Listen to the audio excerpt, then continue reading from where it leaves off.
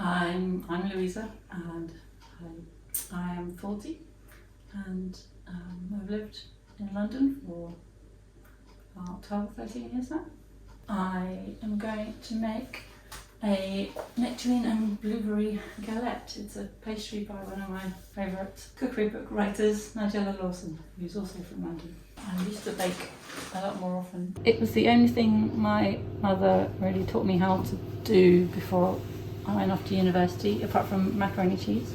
I had to teach myself how to cook other things, but it's okay. I bought the book that she used growing up, so everything that she knew how to make, we could make with the help of that. Nigella likes to make all of her recipes using a very languorous, sensual voice. You'd probably have to flick your hair and then gaze longingly at the creaminess of the mixture and think of the butteriness of the, I don't know. I have always lived in cities, and I really like going to art galleries and museums, and if they're not full of other people all the time, which they're very popular.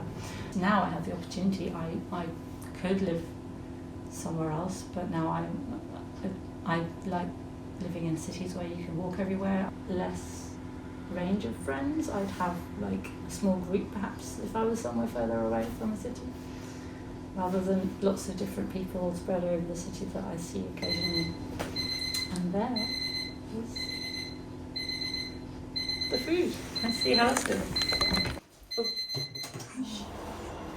I read a lot as a child. My neighbour introduced me to a book group. We meet maybe once a month in a different pub around London.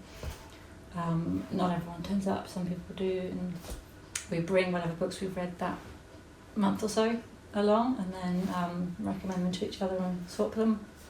So I have a bookshelf full of books I probably would have never picked up myself. It is generally regarded as very hard to make friends in London because everyone has their own little lives, no one interacts. If you have a dog, you might make other dog friends, but beyond that, you wouldn't normally speak to strangers unless they look lost. Then they tend to come up to me, so sometimes it's the other way around, but yeah. Why do you think people tend to come up to you? I don't know, I'm reasonably approachable. I don't know, I'd have to ask them, but I like being helpful and being kind. Yes, that's fine. I would hope someone else would help me if I was lost, but I don't often get lost. I can read a map.